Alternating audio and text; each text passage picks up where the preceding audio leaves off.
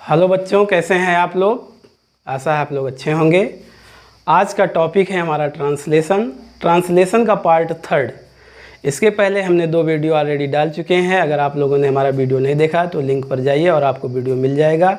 आज का जो हमारा टॉपिक है ट्रांसलेशन प्रेजेंट टेंस का पार्ट 3, यानी present perfect tense. Present perfect tense means होता है पूर्ण वर्तमान काल।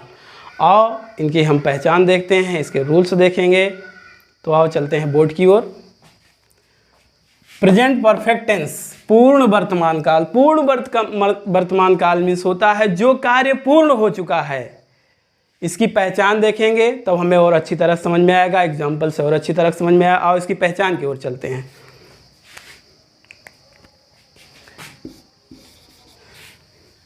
पहचान, प्रेजेंट परफेक्ट टेंस की पहचान है जिन हिंदी वाक्यों के अंत में चुका है, चुकी हैं, चुके हैं, या है, ई है, ए है, आहू, ई है इत्यादि शब्द आए तो वहाँ प्रेजेंट परफेक्ट यानी पूर्ण वर्तमान काल होता है। रूल नंबर 1 कहता है यदि कर्ता एक वचन ही, सी, इट तथा नाम दिया गया हो सेंटेंस में तो उसके साथ हमेशा सिंगुलर हेल्पिंग वर्ब का प्रयोग किया जाता है, हैज। यदि कर्ता बहुवचन यू, वी तथा दे दिया गया हो तो उसके साथ हेल्पिंग वर्ब हैव का प्रयोग होता है। रूल नंबर 3 की ओर चलते हैं। यदि प्रेजेंट परफेक्ट टेंस हमेशा अपने साथ थर्ड फॉर्म वर्ब लेती है तो आते हैं हम उदाहरण से इसको अच्छी तरह समझते हैं। थर्ड फॉर्म को हम समझने के लिए 1-2 सेंटेंस देख लेते हैं। जैसे गो जो है क्या है, ये फर्स्ट फॉर्म में है। इसका सेकंड और थर्ड फॉर्म देखते हैं तो बेंट जो हो जाएगा सेकंड फॉर्म और गान उसका हो जाएगा थर्ड फॉर्म। जैसे है राइट मीन्स होता है लिखना, ये फर्स्ट फॉर्म में है। इसका सेकंड फॉर्म हो जाएगा रोट और थर्ड फॉर्म हो जाएगा रिटेन।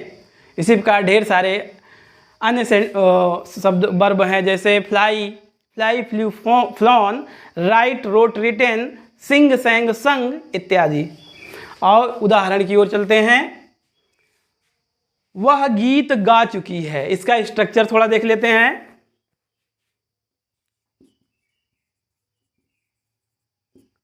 ये अफर्मेटिव सेंटेंस का स्ट्रक्चर देखेंगे। सबसे पहले हम सब्जेक्ट रखेंगे, फिर हेल्पिंग वर्ब रखेंगे, फिर वर्ब की third form plus other words. कुछ भी नहीं करना है, जो हमारा स्ट्रक्चर कह रहा है हमें स्ट्रक्चर के आधार पर रख देना है और कुछ भी नहीं करना है। तो स्ट्रक्चर हमारा कह रहा है कि सबसे पहले हमें सब्जेक्ट को रखना है। तो इसमें ढूंढिए वह गीत गा चुकी है, तो इसमें सब्जेक्ट क्या है, वह। तो वह की अंग्रेजी आप रख दीजिए सी। इसमें हेल्पिंग वर्ब बताया गया है कि यदि कर्ता एक वचन है तो हैज का प्रयोग होगा, बहुवचन है तो हैव का प्रयोग होगा। एक वचन सी क्या है, एक वचन है, इसके साथ हम क्या लगा देंगे, हैज। C has. यहां क्रिया क्या है, वह गीत गा चुकी है, गाना। तो सिंग माने गाना, तो सिंग, सैंग, संग हो जाएगा। सी हैज संग, क्या गा चुकी है, अदर चीज है तो हमें रख देना है गीत। तो गीत को हमको लास्ट में रख देना है सी हैज संग अ सॉन्ग। अगला है तुम पत्र पढ़ चुके हो। तो इस तुम क्या है, प्लूरल वर्ब है। तो यू हैव। तुम पत्र पढ़ चुके हो, पढ़ना क्या होता है, रीड। तो रीड, रेड।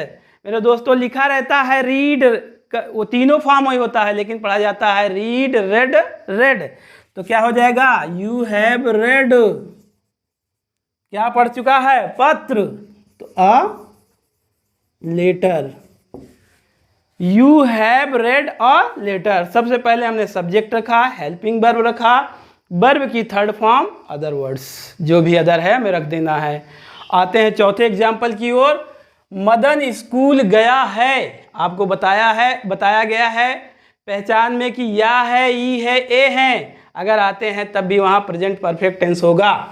तो मदन हैज, क्या हो जाएगा? मदन हैज, मदन एक वचन है, उसके साथ हेल्पिंग वर्ब हमने हैज लिखा। स्कूल गया है, गो माने जाना, तो इसका हो जाएगा gone. Madan has gone to school. Madan has gone to school. यहां टू एज प्रोपोजिशन यूज हुआ है। शीला पतंग उड़ा चुकी है, तो शीला भी सिंगुलर है, हम पहले लिखेंगे शीला, शीला के साथ हैज लगेगा। शीला हैज, फ्लाई माने उड़ाना होता है, फ्लाई, इसका क्या हो जाएगा? Fly, flu, phloem. क्या रख देना है? ये फर्स्ट फॉर्म है, ये सेकेंड फॉर्म है और ये थर्ड फॉर्म है, तो हमें रख देना है Sheela has flown a kite. क्या है? पतंग, तो KITE। Sheela has flown a kite, Sheela पतंग उड़ा चुकी है, वह घर आ गई है। आपको उसमें बताया गया है नियम में, या ई है तब भी वहां प्रेजेंट परफेक्ट होगा। तो वह घर आ गई है, वह भी एक वचन है। तो सी हैज,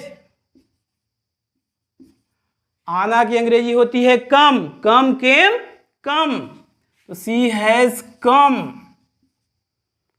आ गई है, into home, she has come to home, she has come to home, वह घर आ गई है। अब हम चलते हैं, ये तो हुआ हमारा अफर्मेटिव सेंटेंस। इसके बाद दूसरा सेंटेंस इसका आता है निगेटिव सेंटेंस। दूसरा इसका सेंटेंस का जो दूसरा पार्ट है negative sentence. Negative sentence means होता है नकारात्मक वाक्य। सकारात्मक वाक्य में जैसा कि हम जानते हैं किसी कार्य के लिए यानी सकारात्मक सोच रखता है, लेकिन निगेटिव सेंटेंस में जब नकारात्मक सोच आ जाए और बीच में न शब्द आ जाए तो उसे कहा जाता है निगेटिव सेंटेंस। और स्ट्रक्चर इसका देखते हैं। स्ट्रक्चर हमारा कहता है कि सबसे पहले हम सब्जेक्ट रखेंगे, उसके बाद हेल्पिंग वर्ब रखेंगे, उसके बाद नॉट रखेंगे, फिर वर्ब की थर्ड फॉर्म, फिर अदर वर्ड्स। और इसको एग्जाम्पल से देखते हैं। वह आम नहीं खा चुकी है, तो जो हमारा स्ट्रक्चर कहता है हमें स्ट्रक्चर के आधार पर रखना है और कुछ भी नहीं करना है। तो वह आम नहीं खा चुकी है, तो वह की अंग्रेजी हो जाएगी सी। सी एक वचन करता है तो यहाँ हैज लगा देंगे। सी हैज नॉट ईटेन, क्या नहीं खा चुकी है? आम, eaten a mango. She has not eaten a mango, वह आम नहीं खा चुकी है। She has not eaten a mango. तुम किताब नहीं पढ़ चुकी हो, तो क्या हो जाएगा? यू बहुवचन है, इसके साथ हैव लगाएंगे। You have not red, you have not read a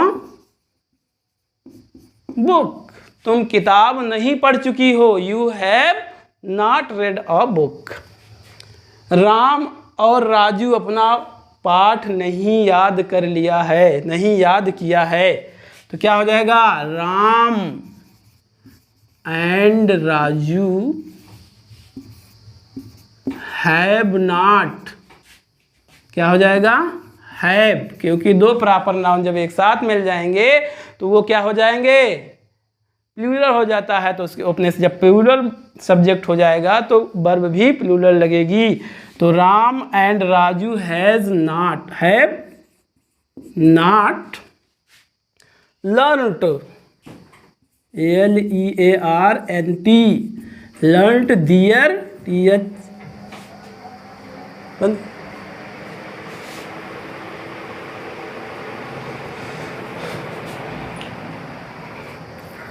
Ram and Raju अपना पाठ,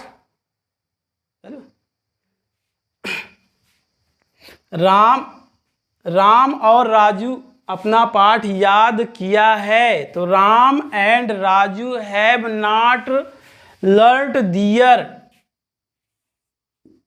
लेसन। मैं बाजार नहीं जा चुका हूँ। तो आई भी बहुवचन का काम करता है। तो यहाँ आई हैव, मैं बाजार नहीं जा चुका हूँ। तो I have not gone to market. मैं बाजार नहीं जा चुका हूँ। I have not gone to market. वह अपना गृह कार्य नहीं याद कर चुके हैं। वह अपना गृह कार्य नहीं याद कर चुके हैं। तो दे हैव, दे बहुवचन है तो उसके साथ हैव का प्रयोग होगा। They have not learned, they have not learned their homework.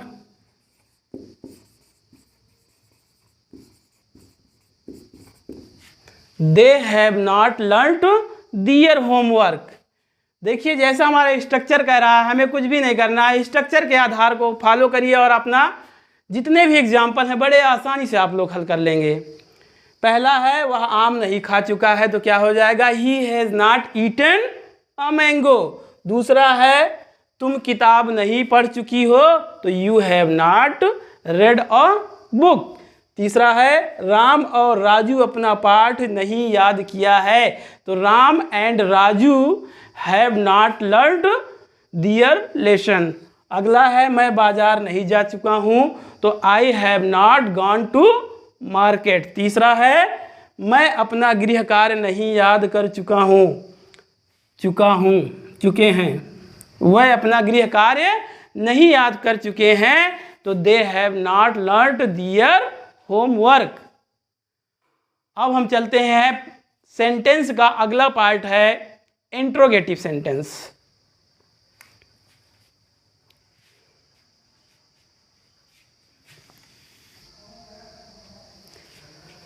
तीसरा है सेंटेंस का तीसरा पार्ट है इंट्रोगेटिव सेंटेंस, यानी प्रश्नवाचक वाक्य। प्रश्नवाचक वाक्य क्या होता है? यदि क्या क्यों पहले आ जाए तो उसकी अंग्रेजी हम नहीं लिखते हैं, बल्कि उसके स्थान पर हम हेल्पिंग वर्ब का प्रयोग करते हैं। स्ट्रक्चर देख लीजिए।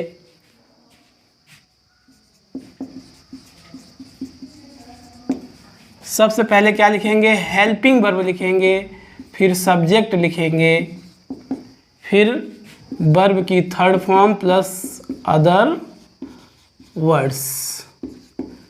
जैसा कि हमारा उदाहरण से स्पष्ट है, यहाँ लिखा हुआ भी है, स्ट्रक्चर यहाँ भी लिखा हुआ है। क्या तुम अंग्रेजी पढ़ चुके हो?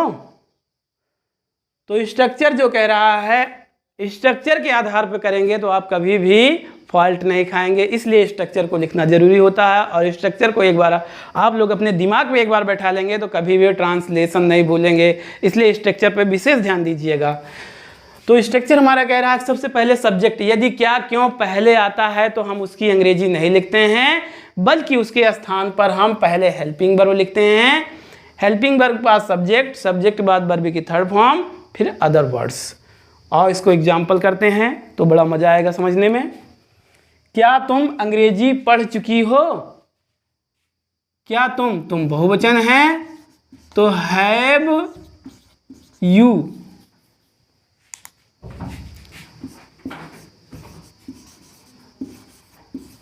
Have you read? Have you read English? Have you read English?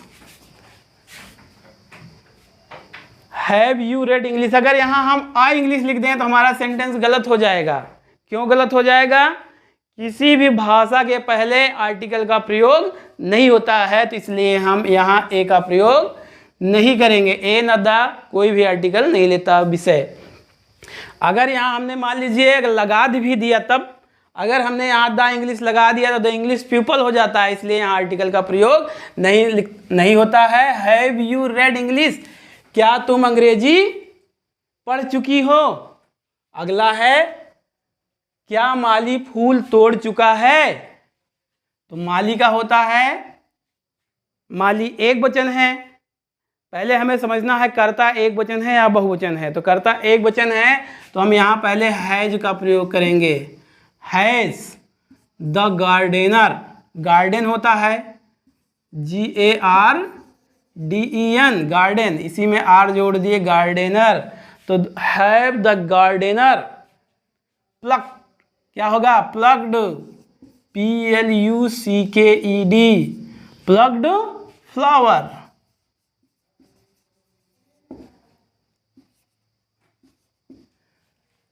Has हमने हेल्पिंग वर्ब रखा, सब्जेक्ट हमने सब्जेक्ट रखा, वर्ब की थर्ड फॉर्म हमने वर्ब की थर्ड फॉर्म रखा, फिर ऑब्जेक्ट या अदर वर्ड्स जो भी है हमें फ्लावर को रख दिया।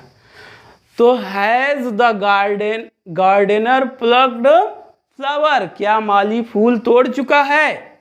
अगला है क्या मैं मेला गया हूं, क्या मैं, तो मैं भी बहुवचन में आता है, तो have I gone, have I gone to fair,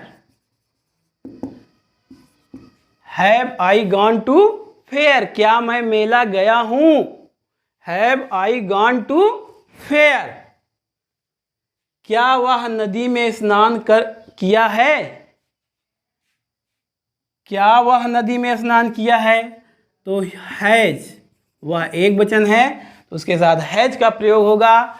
has he bathed, bath माने स्नान करना होता है, BATH, उसमें बाथड हो जाएगा। Has he bathed in the river, नदी के पहले हमेशा आर्टिकल द लगता है, तो हमें क्या लगाना है, आर्टिकल द लगा देना है। Has he bathed in the river, क्या वह नदी में स्नान किया है, क्या वह वहां पहुंच गए हैं, क्या वह, यहाँ देखिए, यहाँ आप लोगों को समझना है, कहीं कहीं वह का मतलब वह भी होता है, लेकिन हमें अंत में देखना है यहाँ लिखा है बिंदी है, अर्थात ये बहुवचन, अर्थात बहुत सारे लोग हैं। कह रहा है क्या वह वहां पहुंच गए हैं, तो हैव दे रीच, पहुंचना का होता है अंग्रेजी रीच, तो उसमें थर्ड फॉर्म रीच्ड हो जाएगा, तो हैव दे रीच्ड देयर, क्या वह वहां पहुंच गए हैं, हैव दे रीच्ड देयर। एक बार फिर समझते हैं जिससे आपके दिमाग में अच्छी तरह से बैठ जाए। क्या तुम अंग्रेजी पढ़ चुकी हो, तो हैव यू रेड इंग्लिश। क्या माली फूल तोड़ चुका है, has the gardener plucked flower. क्या मैं मेला गया हूं, has I gone to fair. Oh sorry, I के साथ हैव का प्रयोग होता है, have I gone to fair. क्या वह नदी में स्नान किया है, तो has he bathed in the river. क्या वह वहां पहुंच गए हैं, तो हैव दे रीच्ड देयर। अब हम चलते हैं नेगेटिव प्लस इंट्रोगेटिव की ओर।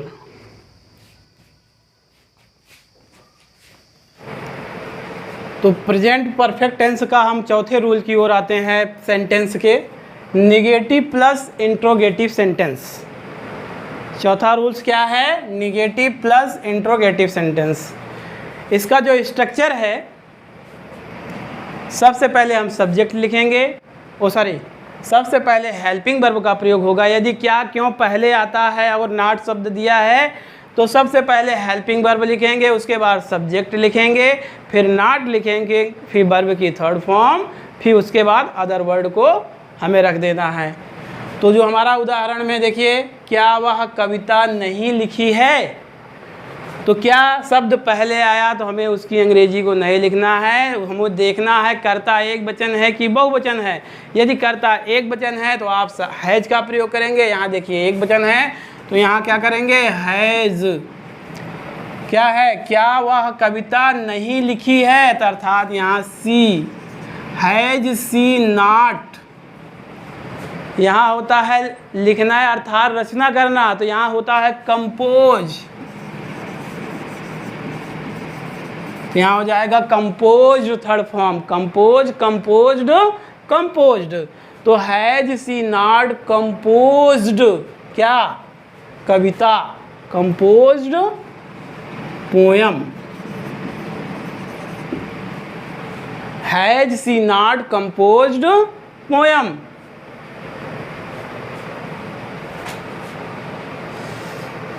क्या तुम गीत नहीं गा चुकी हो, तो have you not sing sang sung, have you not संग अ सॉन्ग। गीत नहीं गा चुकी हो तो हैव यू नॉट संग अ सॉन्ग। क्या तुम गीत नहीं गा चुकी हो, तो हैव यू नॉट संग अ सॉन्ग। जो हमारा स्ट्रक्चर कह रहा है सीधा रखते चलिए। क्या अध्यापक अपना पाठ नहीं पढ़ा चुके हैं, तो क्या अध्यापक, यहाँ एक टीचर की बात हो रही है तो यहाँ क्या करेंगे, has teacher, has the teacher.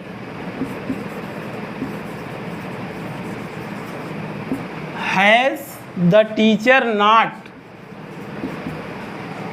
taught, teach, taught।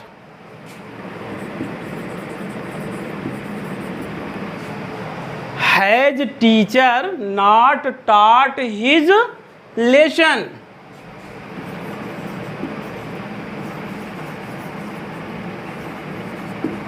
क्या अध्यापक अपना पाठ नहीं पढ़ा चुके हैं, तो has the teacher not taught his lesson। अगला देखिए, क्या बच्चे शोर नहीं मचा चुके हैं, तो बच्चे यहाँ बहुत सारे बच्चे हैं तो यहाँ हम क्या करेंगे, हैव का प्रयोग करेंगे। Have children, have children not made a noise, make, made, made. Have children not made a noise.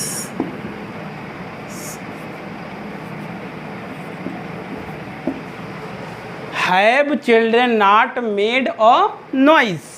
अगला देखते हैं, क्या रजिया दिल्ली नहीं जा चुकी है, क्या रजिया, रजिया एक वचन है तो यहाँ हम हैज का प्रयोग करेंगे। Has Razia not gone to Delhi. Has Razia not gone to Delhi, क्या रजिया दिल्ली नहीं जा चुकी है, तो has Razia not gone to Delhi. Example को एक बार फिर देखते हैं, क्या वह कविता नहीं लिखी है, तो has she not composed poem. फिर है, क्या तुम गीत नहीं गा चुकी हो, तो हैव यू नॉट संग अ सॉन्ग। अगला है, क्या अध्यापक अपना पाठ नहीं पढ़ा चुके हैं, टीच माने पढ़ाना होता है, स्टडी या टीच, तो has the teacher not taught his lesson. अगला है, क्या बच्चे शोर नहीं मचा चुके हैं, तो have children not made make का थर्ड फॉर्म क्या हो जाता है, मेड अनवाइज हो जाएगा। अगला है, क्या रजिया दिल्ली नहीं जा चुकी है, तो has Razia not gone to Delhi. अब हम देखते हैं यदि क्या क्यों बीच में आ जाता है तो उसका स्ट्रक्चर क्या होगा, उसको हम फॉलो करेंगे। तो आते हैं हम सेंटेंस का जो अगला रूल्स है, इंट्रोगेटिव सेंटेंस का ही पार्ट 2 है। इंट्रोगेटिव सेंटेंस का पार्ट 2 है।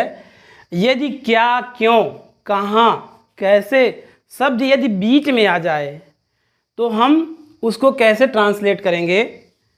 सबसे पहले यदि क्या क्यों बीच में आता है तो हम सबसे पहले हेल्पिंग वर्ब यहाँ ना लिखकर सबसे पहले हम क्वेश्चन वर्ड जो क्या है क्यों है इसकी अंग्रेजी पहले लिखते हैं, उसके बाद हेल्पिंग वर्ब, फिर सब्जेक्ट, अगर नॉट है तो नॉट लगाएंगे, फिर वर्ब की थर्ड फॉर्म, फिर अदर वर्ड्स का प्रयोग करते हैं और स्ट्रक्चर देखते हैं हमारा स्ट्रक्चर क्या कह रहा है, तो उसके आधार पर हम ट्रांसलेट करेंगे। तो हमारा स्ट्रक्चर कह रहा है कि अगर why, what, where, how, etc शब्द आते हैं तो हम पहले उनको लिखेंगे, उसके बाद हेल्पिंग वर्ब, फिर सब्जेक्ट, यदि नॉट है तो नॉट लगाएंगे, नहीं है तो नहीं लगाएंगे, फिर वर्ब की थर्ड फॉर्म, फिर अदर वर्ड्स का प्रयोग करना है। एग्जाम्पल देखते हैं, वह बाजार क्यों जा चुका है। अब क्या क्यों बीच में आ गया तो हमें स्ट्रक्चर हमारा क्या कह रहा है, क्योंकि अंग्रेजी होता है व्हाई, क्या होता है व्हाई। उसके बाद वह एक वचन है, उसके बाद हम हेल्पिंग वर्ब क्या करेंगे, हैज का प्रयोग करेंगे। Why has he gone to market. Why has, why ये हमें मिल गया, हेल्पिंग वर्ब मिल गई, सब्जेक्ट मिल गया, यहाँ नॉट नहीं है तो हमें नॉट से कोई लेना देना नहीं है, फिर यहाँ वर्ब की थर्ड फॉर्म मिला, फिर अदर वर्ड्स मिल गया। तो why has he gone to market, वह बाजार क्यों गया है या जा चुका है, चाहे जो गया है या जा चुका है दोनों सेम होगा। फिर तुम नाश्ता क्यों नहीं कर चुके हो, तुम क्यों, तो यहाँ भी आएगा व्हाई। अब हेल्पिंग वर्ब यहाँ जो प्रोनाउन है यहाँ प्लूरल फॉर्म में है तो यहाँ हैव का प्रयोग करेंगे। You have, why have you, not है तो मैं नॉट लगा देंगे, तो स्ट्रक्चर हमारा कह रहा है अगर नॉट है तो नॉट लगा दीजिए। तो व्हाई हैव यू नॉट, क्या हो व्हाई हैव यू नॉट, तुम नाश्ता क्यों नहीं कर चुके हो, तो यहाँ टेक माने करना या लेना होता है, तो why have you not taken lunch, taken breakfast.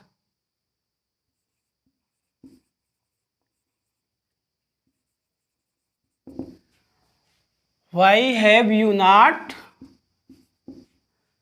Why have you not taken breakfast, तुम नाश्ता क्यों नहीं कर चुके हो, तो व्हाई हैव हमने लगाया क्योंकि कर्ता बहुवचन है, फिर यहाँ कर्ता लगाया, फिर नॉट लगाया, टेक माने लेना, यहाँ टेक टुक टेकन हो जाएगा, फिर यहाँ ब्रेकफास्ट नाश्ता, तुम नाश्ता क्यों नहीं कर चुके हो, फिर वह क्या खा लिया है, वह क्या खा लिया है, तो यहाँ क्या आ जाएगा, व्हाट हैज ही ईटेन, वह क्या खा लिया है, तो व्हाट हैज ही ईटेन, इसमें ऑब्जेक्ट है ही नहीं है तो हमें ऑब्जेक्ट रखने की जरूरत नहीं है। वह क्या खा लिया है, मैं बगीचे में, यहाँ होगा मैं बगीचे में फूल क्यों तोड़ चुका हूं,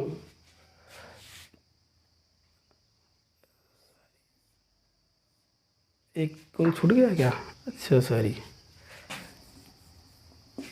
चलिए, तुम दिल्ली में कहाँ रह चुके हो, एक छूट गया था, इसको देख लेते हैं। तुम दिल्ली में कहाँ रहते हो, तुम दिल्ली में कहाँ रह चुके हो, तो क्या होगा, where have you lived, live माने रहना होता है, तो इसका थर्ड फॉर्म क्या हो जाएगा, where have you lived in Delhi. तुम दिल्ली में कहाँ रह चुके हो, तो where have you lived in Delhi. वह क्या खा लिया है, तो what has he eaten, what has he eaten. अगला लास्ट है एग्जाम्पल, वह बगीचे में फूल क्यों तोड़ चुका है, तो क्यों तोड़ चुका है, तो Y.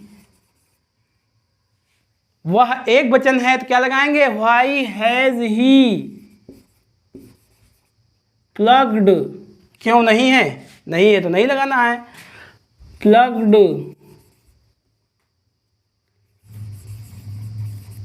Flower in the garden. वह बगीचे में फूल क्यों तोड़ चुका है, तो why has he plucked flower in the garden. तो एक बार इसको फिर समझते हैं, वह बाजार क्यों जा चुका है, तो why has he gone to market. सीधा स्ट्रक्चर को फॉलो करिए और आसानी से आप ट्रांसलेट कर लेंगे।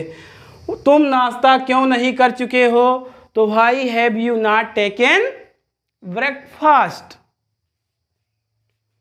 फिर है, तुम दिल्ली में कहाँ रह चुके हो, तो where have you lived in Delhi. अगला है, वह क्या खा लिया है, व्हाट हैज ही ईटेन।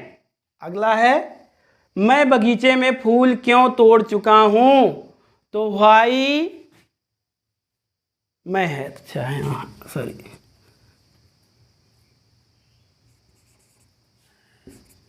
मैं बगीचे में फूल क्यों तोड़ चुका हूं, तो why have I plucked flower in the garden. अब एक लास्ट रूल बचता है इसका, जो स्पेशल रूल कहलाता है, उस स्पेशल रूल की ओर चलते हैं।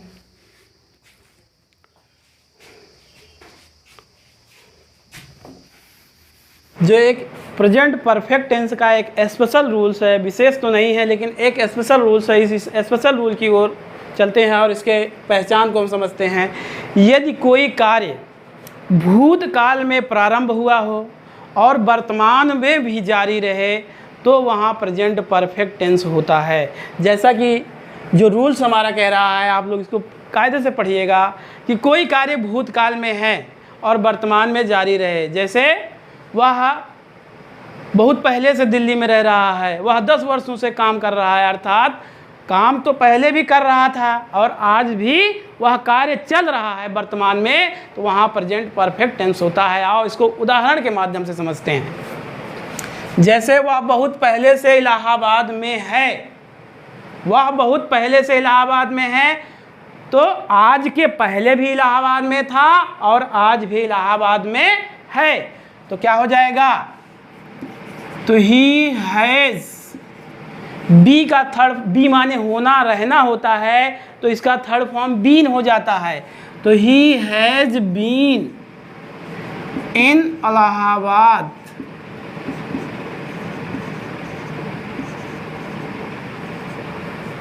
For a long time, for a long time. He has been in Allahabad for a long time.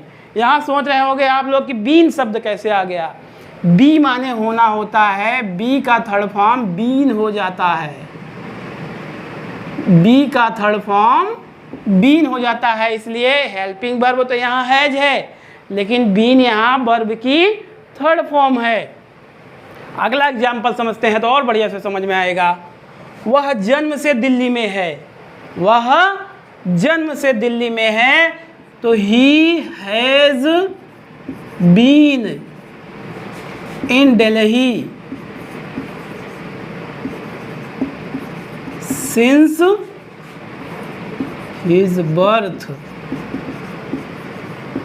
वह कब से रह रहा है? जब से पैदा हुआ तब से लेकर आज तक। पहले भी जब पैदा हुआ था तब भी दिल्ली में था और वर्तमान में भी वह दिल्ली में है। तो वहाँ सेंटेंस में मत जाइए कि चुका है, चुकी हैं, चुके हैं, नहीं आया तो वह प्रेजेंट परफेक्ट टेंस नहीं है। लेकिन जो हमारा रूल्स कह रहा है, स्पेशल रूल्स, इसको आपको फॉलो करके चलना पड़ेगा। इसके आधार पे आपको पहचानना होगा, उसके आधार पे आपको ट्रांसलेट करना होगा। तो he has been in Delhi since his birth. तुम 3 वर्षों से शिक्षिका रही हो, तुम 10 वर्षों से शिक्षिका रही हो, तुम 10 वर्षों से विद्यालय में पढ़ाई कर रही हो, कुछ भी आ जाए। तो यू बहुवचन है, तो you have been a teacher, you have been a teacher for 3 years। तुम 3 वर्षों से शिक्षिका रही हो, यानी 3 वर्ष पहले भी शिक्षिका थी और वर्तमान में आज भी शिक्षिका हो। तो अर्थात भूतकाल में प्रारंभ हुआ था लेकिन वर्तमान में वह प्रक्रिया जारी है। तो यहाँ प्रेजेंट परफेक्ट टेंस अर्थात कार्य पूर्ण हुआ है और जारी भी है, तो वहाँ प्रेजेंट परफेक्ट टेंस होगा। तो you have been a teacher for 3 years। Madan 5 वर्षों से इस विद्यालय का छात्र रहा है। एक एग्जाम्पल और समझते हैं। मदन 5 वर्षों से इस विद्यालय का छात्र रहा है।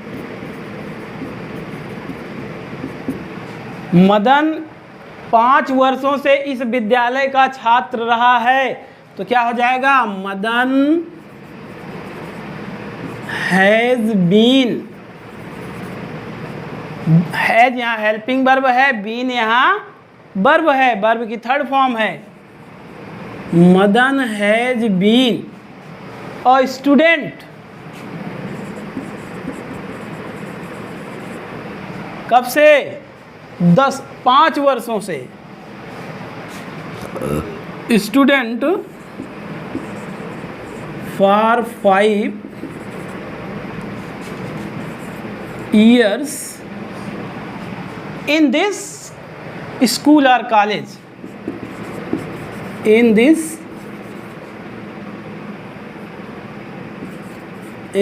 school। मदन 5 वर्षों से इस विद्यालय का छात्र रहा है, अर्थात 5 वर्ष पहले भी वो छात्र था और वर्तमान में छात्र है। तब क्या करेंगे? Madan has been a student for 5 years in this school और कॉलेज। तो हमने प्रेजेंट परफेक्ट टेंस को बहुत अच्छे तरीके से समझा। आशा है आप लोग भी बहुत केयरफुली होकर यह वीडियो देखे होंगे और आपके समझ में भी आया होगा। और आप लोग पूरा वीडियो केयरफुल होकर देखेंगे तो आशा नहीं, पूरा विश्वास है कि आप लोग को यह वीडियो ज़रूर पसंद आएगा। और आप लोगों के लिए बहुत बहुत धन्यवाद, क्योंकि आप लोग हमारा वीडियो बहुत ध्यानपूर्वक देख रहे हैं। और नेक्स्ट वीडियो के साथ एक नए जोश और जुनून के साथ आपके साथ मिलेंगे। तब के लिए बाय बाय।